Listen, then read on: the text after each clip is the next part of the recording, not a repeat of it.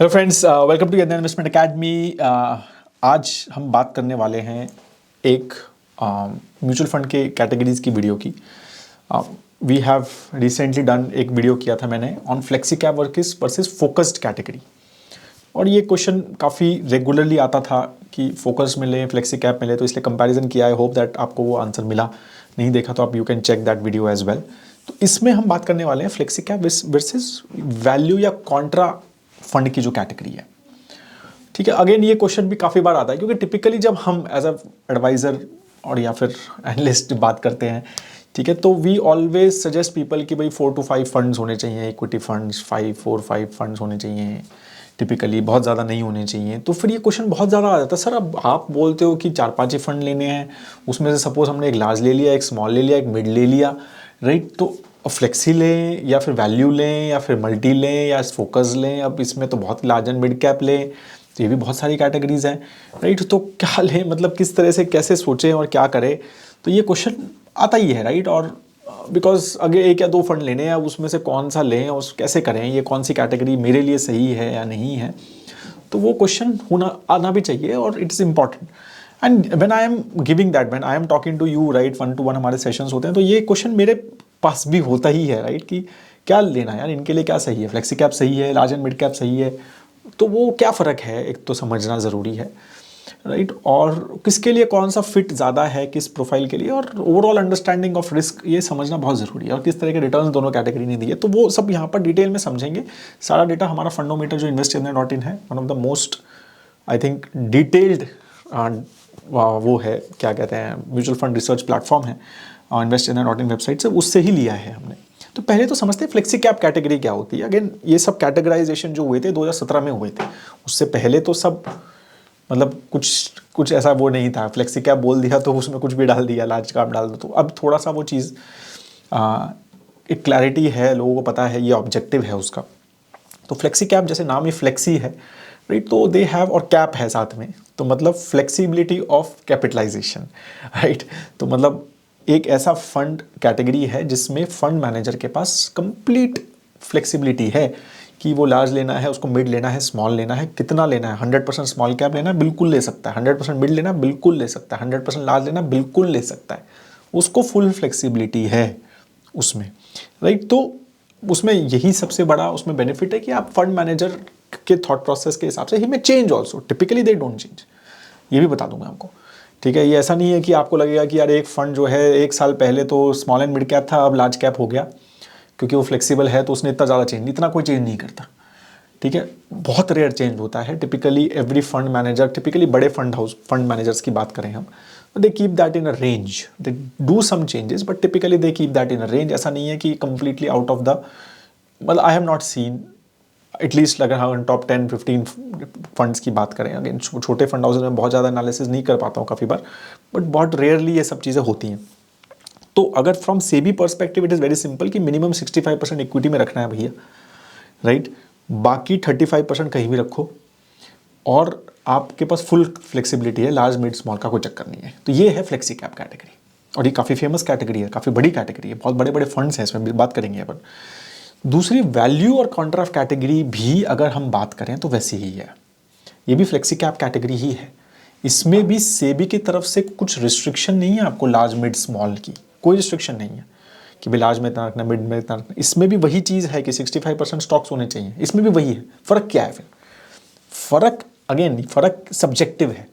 फ़र्क कोशिश ये करी गई थी कि भाई ये वैल्यूएशन पैरामीटर्स पे थोड़ा फोकस किया जाएगा, वैल्यू कैटेगरी है ये, राइट, या फिर कॉन्ट्रा कैटेगरी है ये, मतलब मिलके एक ही, मतलब एक फंड हाउस इस कैटेगरी में एक ही फंड ले सकता है। अगर उसके पास कॉन्ट्रा फंड है तो वो वैल्यू फंड लॉन्च नहीं कर सकता, वैल्यू फंड है तो कॉन्ट्रा फंड लॉन्च। अब इन दोनों में फ़र्क क्या है? तो वैल्यू फंड बेसिकली मीन्स कि भाई वैल्यूएशन के बेसिस पे, कि भाई वैल्यूएशन कैसा है कम स्टॉक का, मेरे को लगता है कि ये सस्ता है, स्टॉक आज के हिसाब से बढ़ा नहीं है।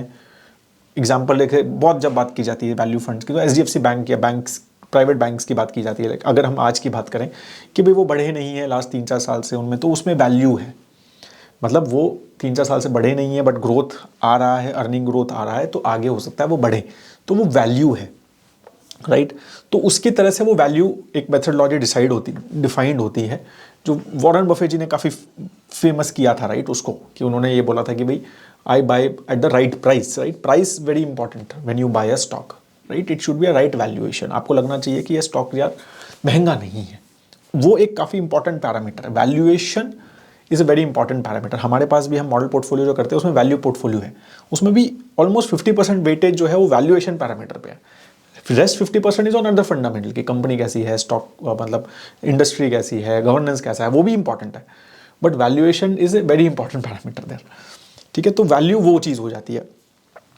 कॉन्ट्रा मतलब थोड़ा सा डिफरेंट है, वो भी वैल्यू कैटेगरी में ही आता है, वो भी यही चीज़ देखता है कि भाई आज वैल्यूएशन इंपॉर्टेंट है, but contra is contrarian bet. Contrarian मतलब जो इंडस्ट्री, जो अभी सेक्टर या कंपनी इस टाइम चल नहीं रही, या सेक्टर के बारे में बात, मोस्टली सेक्टर ओरिएंटेड होता है कॉन्ट्रेरियन बेट, तो उसको बाय करो। जो चीज़ नहीं चल रही उसको बाय करो, मतलब बिना दिमाग के राइट मतलब again it is like that, right. Contrarian is कि भाई अब जैसे मैंने बोला प्राइवेट बैंकिंग नहीं चल रहा तो प्राइवेट बैंकिंग बाय करो, ठीक है, उसका कुछ नहीं, वैल्यूएशन क्या है वो नहीं चल रहा ना, वो नहीं बाय कर रहे लोग, उसको सेल कर रहे हैं, या तो जो तो उसको बाय करो। जो चल रहा है, डिफेंस चल रहा है, रेलवे चल रहा है, तो उसको कुछ बाय मत करो। अब वैल्यू में हो सकता है कोई एक डिफेंस प्ले में भी आपको एक वैल्यूएशन अच्छा दिख जाए कि यार इसकी वैल्यू सही है, इन contrarian guy will not buy value मतलब डिफेंस एट ऑल। तो थोड़ा सा ये डिफरेंस है, again it's a subjective difference. Again आप बोलोगे कि ये ऐसा नहीं, तो there is no objectivity in it, right, it is very very person specific. मैं इसको अलग तरह से डिफाइन कर सकता हूँ, आप उसको बहुत अलग तरह से डिफाइन कर सकते हो वैल्यू और कॉन्ट्रेरियन को। एक फंड मैनेजर उसको थोड़ा सा अलग तरह से डिफाइन कर सकता है और एक फंड मैनेजर अलग तरह से डिफाइन कर सकता है, तो ये सब अलग अलग तरह से उस चीज़ को डिफाइन कर सकते हैं।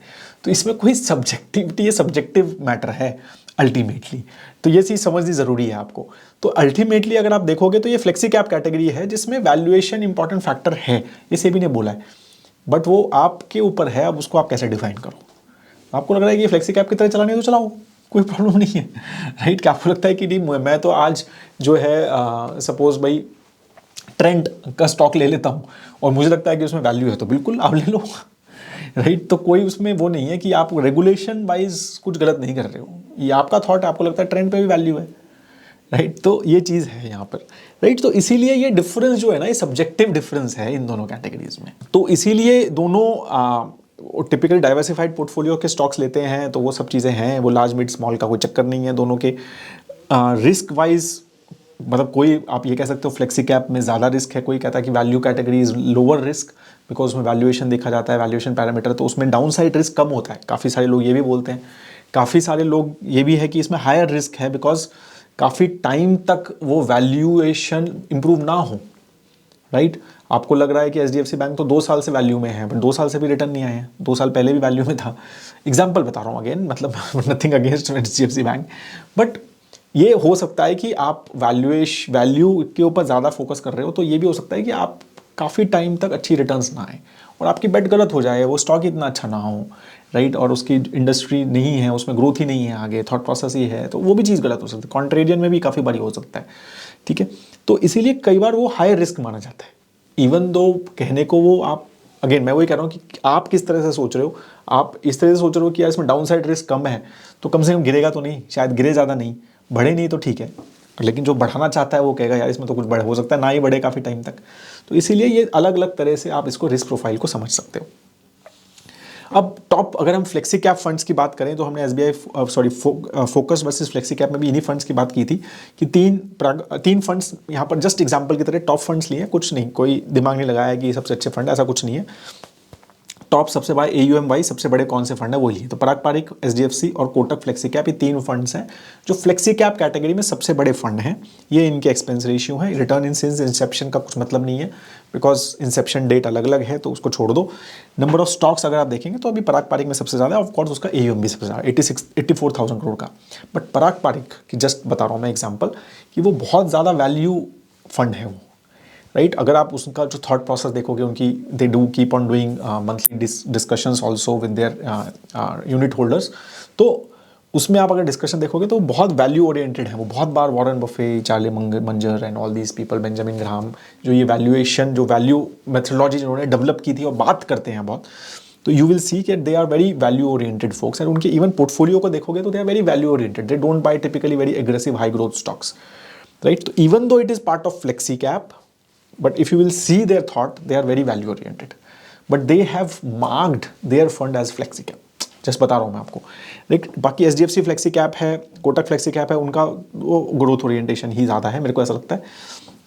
तो this is how it is, right, for them. अब हम वैल्यू के टॉप फंड या कॉन्ट्रा जो टॉप कैटेगरी है उसमें टॉप फंड देखेंगे तो आईसीआईसी वैल्यू डिस्कवरी सबसे बड़ा फंड है, ऑलमोस्ट 49,000 करोड़ का AUM है. सेकंड एसबीआई कॉन्ट्रा है, थर्ड इन्वेस्को कॉन्ट्रा है, राइट. तो ये तीन सबसे बड़े फंड है. आप देखोगे मतलब बड़े जो मेन है वो एसबीआई कॉन्ट्रा 40,000 42,000 करोड़ के आसपास है और 18,000 का इन्वेस्को कॉन्ट्रा है, right. Expense ratio wise difference हम देखेंगे तो typically you will see flexi cap funds have little bit क्या कहते हैं रेगुलर प्लान का उनका कम है, लेकिन डायरेक्ट प्लान्स जो हैं वो actually SBI contra Invesco contra के कम हैं, right. Parag Parikh has is a aberration there, right. तो ये चीज़ है. स्टॉक्स, नंबर ऑफ स्टॉक्स 58 87, तो दोनों में अगर 50-60 स्टॉक्स मतलब अराउंड 50-60 प्लस स्टॉक्स लेके बैठे हैं. बड़े बड़े फंड वो भी हैं, AUM भी बड़े हैं, तो वो एक्सपेक्टेशन भी है. सभी बड़े पुराने फंड्स हैं. अगर हम देखें एचडीएफसी फ्लेक्सी पराग पारिक ही आई थिंक 2013 का फंड है, बाकी सब फंड्स जो हैं वो ऑलमोस्ट 15-15 साल के हो गए हैं, तो इसलिए वो बड़े भी हैं. तो ये इस हिसाब से है.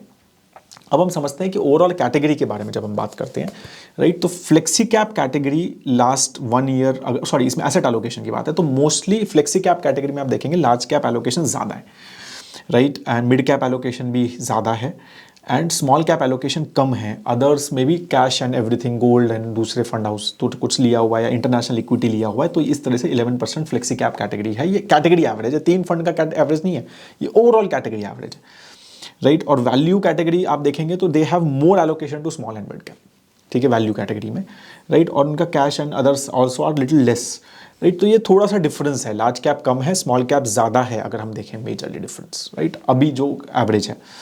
और यही चीज़ अगर हम थोड़ा हिस्ट्री देखें 2017 से देखते हैं, 7 साल पहले, ये सिर्फ डेटा कहीं नहीं है फंडोमीटर पे अवेलेबल और कहीं अवेलेबल नहीं है, राइट. ये हिस्ट्री, तो ये हिस्ट्री अगर आप देखेंगे तो आप देखेंगे कि फ्लेक्सी कैप में एलोकेशन टिपिकली एक ये 60-65% का ही large cap allocation flexi cap ने हमेशा रखा है कैटेगरी में, 60 से 65 के बीच में.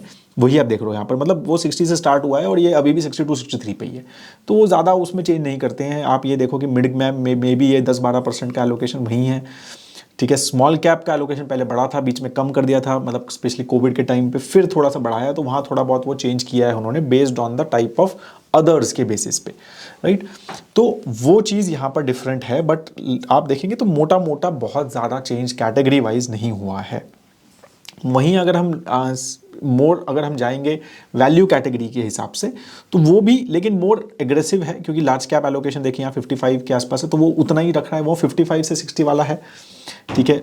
मिड कैप सिमिलर है, लेकिन स्मॉल कैप एलोकेशन देखोगे आप तो वो थोड़ा ज़्यादा है लगातार उनका ओवरऑल कैटेगरी का, राइट. तो वो लगातार वैसा ही रहा है. रिटर्न्स देख लेते हैं, तो रिटर्न्स वाइज अब obviously small cap has done very well in last few years, मतलब बेटर देन अदर्स, तो ऑफ कोर्स एक्सपेक्ट भी कर सकते हैं कि वैल्यू कैटेगरी बेटर कर रही होगी, वो कर भी रही है. अगर हम देखें YTD मतलब 2024 अब तो खत्म होने वाला है, 13 दिसंबर तक का डेटा है ये, ठीक है. तो value category has done better 1 year, 3 year, 5 year, 7 year, typically they have done better than the flexi cap category, right? Because majorly I think because of a higher small cap thing, right? Or maybe yes, value theme has I think also have worked better as compared to growth. Flexi cap is mostly except Parag Parikh I think is more growth oriented, ठीक है. उनका growth focus ज़्यादा रहता है typically. और value category में जैसा हम थॉट दे रहे हैं तो टिपिकली फंड मैनेजर ट्राई तो करते हैं, अगर अलग अलग थॉट हो सकता है उसका, बट वहाँ पे भी लगता है मुझे कि value theme has done better also. अगर आप वेरियस पैरामीटर्स देखोगे, again as I said is very subjective, but mostly अगर हम डिफरेंट एनालिस्ट की बात करें तो दे ऑल्सो अंडरस्टैंड कि value theme has done better in last 3-4 years.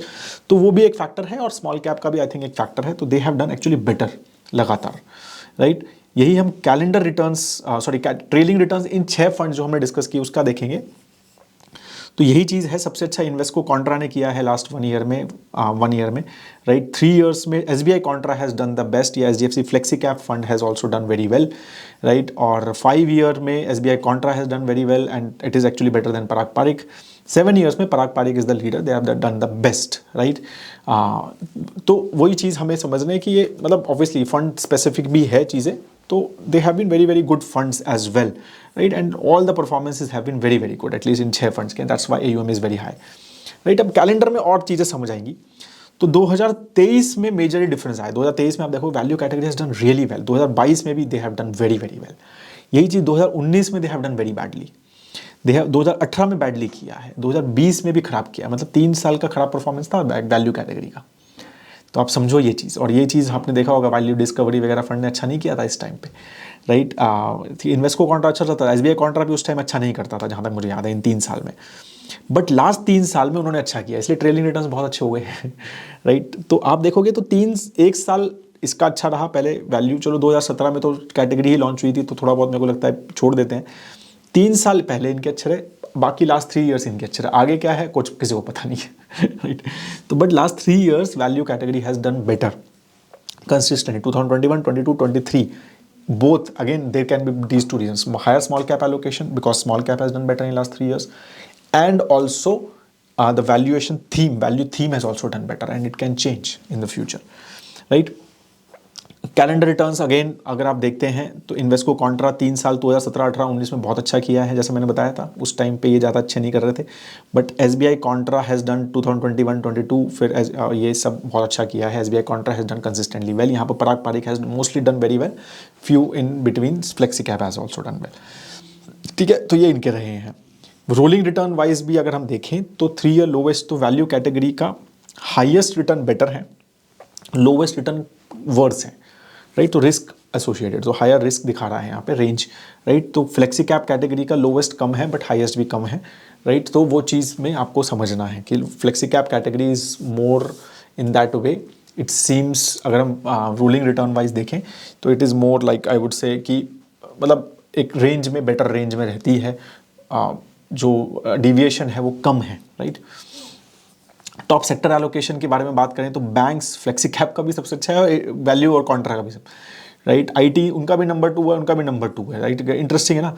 Retailing में नहीं है वैल्यू कैटेगरी, हार्डली है यहाँ पर। क्रूड ऑयल और इंफ्रा है इनके पास, right, which these guys don't have much. यहाँ पर FMCG दोनों के पास है, ये भी दोनों के पास है। टेलीकॉम वैल्यू कैटेगरी में हार्डली है, तो ये थोड़ा सा डिफरेंस आपको यहाँ समझना है, राइट, कि किस तरह से ये किसको वैल्यू मान रहे हैं। तो ऑफकोर्स बैंक्स को तो वैल्यू दोनों ही मान रहे हैं, मतलब फ्लेक्सी भी मान रहा है, राइट। और वो भी वैल्यूएशन थोड़ा बहुत तो दिखते ही है, ऐसा नहीं है वो नहीं दिखता, राइट। एंड अगर हम टॉप स्टॉक्स देखेंगे तो HDFC बैंक, ICICI बैंक दोनों के पास सबसे ज़्यादा है एवरेज वाइज, राइट। यहाँ पर फिर Infosys, Reliance and all this happen. यहाँ पर मतलब आप देखेंगे तो टॉप 10 में रिलायंस है ही नहीं, राइट। इन फ्लेक्सी वैल्यूएशन में Reliance is according to them is a bigger player. Portfolio overlap, अच्छा हाँ, बहुत सारे फंड्स की कैटेगरी जो है ना, बहुत सारे फंड्स के पास दोनों हैं, फ्लेक्सी कैप भी है, कॉन्ट्रा भी है, या फिर वैल्यू भी है। तो उसमें हमने देखा कि कितना ओवरलैप है, राइट। तो इन्वेस्को के पास फ्लेक्सी कैप फंड भी है, कॉन्ट्रा भी है, तो 57% का ओवरलैप है दोनों में। कोटक के पास दोनों है, 66% का ओवरलैप है। SBI के पास फ्लेक्सी कैप भी है, SBI कॉन्ट्रा हमने डिस्कस किया, 58% का ओवरलैप है। ICICI के पास भी 58% का ओवरलैप है, राइट। तो HDFC के पास भी है दोनों, 69% का ओवरलैप है, तो काफ़ी ज़्यादा ओवरलैप। पराग पारिक के पास नहीं है, तो ऑब्वियसली वो तो मैंने जैसे बोला वैल्यू की तरह ही चलाते हैं, तो वो फ्लेक्सी ही है उनके पास, राइट। बट आप देखोगे तो एक UTI को छोड़ के most of the others have more than 55-50% का overlap in the portfolios as well, which is expected, right. As a said कि सब्जेक्टिविटी है उसमें। तो आप फ्लेक्सी कैप में ऐसा कुछ नहीं है कि फ्लेक्सी कैप में कोई वैल्यू नहीं देख रहा है, वहाँ पर भी वैल्यूएशन देख रहे हैं, वहाँ पर भी वैल्यू फंड, वैल्यू स्टॉक्स लेंगे ना, क्यों नहीं लेगा वो कोई, राइट। तो कोई अच्छा स्टॉक अच्छी वैल्यू पे मिल रहा है तो वो वहाँ पर भी लेंगे। तो इसलिए वो आप एक्सपेक्ट ही करो कि there will be a good overlap in between them, right. और फिर हमने देखा चलो अल्फा वगैरह तो ऑफकोर्स अभी दो अल्फा रिसेंटली तो ज़्यादा जनरेट किया ही है वैल्यू कैटेगरी ने, और देखो 2021 के बाद अल्फा ज़्यादा जनरेट हुआ है, राइट। और फ्लेक्सी कैप कैटेगरी ने अल्फा ज़्यादा जनरेट नहीं किया है, लास्ट 1-1.5 साल में थोड़ा सा पॉजिटिव है, बट 2018 से पहले, लेकिन आई डोंट नो 2017 से पहले तो ज़्यादा अलग ही फंड्स थे। बट ओवरऑल अगर हम अल्फा वाइज देखें, रिस्क एडजस्टेड रिटर्न वाइज देखें, तो value category has given better alpha, right. Beta में भी देखें, राइट, कि जो रिस्क हमारा जो थॉट है तो दोनों 1 से कम है, तो दोनों इंडेक्स से तो कम ही मतलब रिस्क ले रहे हैं, और दोनों का आई थिंक BSE 500 से ही हमने लिया है, राइट। और बाकी आसपास है, 0.9% के आसपास का बीटा है, तो सिमिलर ही रिस्क प्रोफाइल है, बस स्टैंडर्ड डिविएशन में थोड़ा सा फर्क है। स्टैंडर्ड डिविएशन इसका थोड़ा ज़्यादा है वैल्यू कॉन्ट्रास्ट कैटेगरी का, again I think because of the higher small cap allocation, right, तो थोड़ा ज़्यादा है वो, it is around 14 and they are around 12 standard deviation, तो वो थोड़ा सा वहाँ पर कैटेगरी का रिस्क ज़्यादा है। So that is what basically summary यही है कि both are very similar categories and again I think when you are considering these funds, तो हो सकता है आप दोनों से एक एक फंड लो, ऐसा कुछ गलत नहीं है उसमें अगर आपको 2 फंड्स लेने हैं, राइट, बट ये चीज़ें हैं कि इसमें फंड स्पेसिफिक डिटेल ज़्यादा सोचिए और दोनों को साथ में कंसिडर कीजिए, राइट। ऐसा नहीं है कि भाई ये बिल्कुल ज़रूरत नहीं है कि भाई नहीं मुझे एक फ्लेक्सी भी चाहिए और एक वैल्यू भी चाहिए, नहीं, because as we can see, right, there is high overlap, बहुत ज़्यादा रिस्क का डिफरेंस नहीं है। स्मॉल कैप एलोकेशन थोड़ा वहाँ पर ज़्यादा है, आई थिंक बिकॉज ऑफ छोटे फंड्स भी ज़्यादा हैं वैल्यू फंड में, 2 ही बड़े फंड हैं, बाकी सारे छोटे फंड्स हैं, उसका भी थोड़ा बहुत फ़र्क रह सकता है, राइट। तो इसलिए थोड़ा सा फंड स्पेसिफिक जाइए चीज़ों को। Parag Parikh is also a very value oriented fund, frankly अगर आप पराग पारिक ले रहे हैं और SBI कॉन्ट्रा ले रहे हैं तो आप सिमिलर थॉट प्रोसेस के फंड ले रहे हैं एक्चुअली। कहने को फ्लेक्सी कैप और एक वैल्यू है बट सिमिलर है, तो ये सारी चीज़ें थोड़ी सी समझ के लीजिए when you are buying making a portfolio, ठीक है। तो समझिए कि ठीक है, हाँ, HDFC flexi cap and SBI contra like something like that और ICICI value discovery makes sense, because एक डिफरेंट कैटेगरी हो जाएगी आपकी थोड़ी, एंड थोड़ा सा डिफरेंस हो जाएगा, थोड़ा एक एग्रेसिव और थोड़ा सा कम रिस्क वाला एक फंड हो जाएगा, but we need to understand, as I said, it can be little more fund specific rather than category specific. You can consider these 2 categories also similarly. That is what I have. I hope that you have understood this very well. If you still have any question, please do write in the comment section. आपको कोई और video बनवाना है mutual fund का तो please नीचे comment पे लिखिए, जिस कमेंट पे सबसे ज़्यादा लाइक आएंगे I make a video on it, ठीक है। और वीडियो को लाइक ज़रूर कीजिएगा, शेयर ज़रूर कीजिएगा, अगर अपने सोशल मीडिया हैंडल्स पे या अपने फ्रेंड्स फैमिली को करेंगे तो that will be very good. Have a great time had. जय हिंद।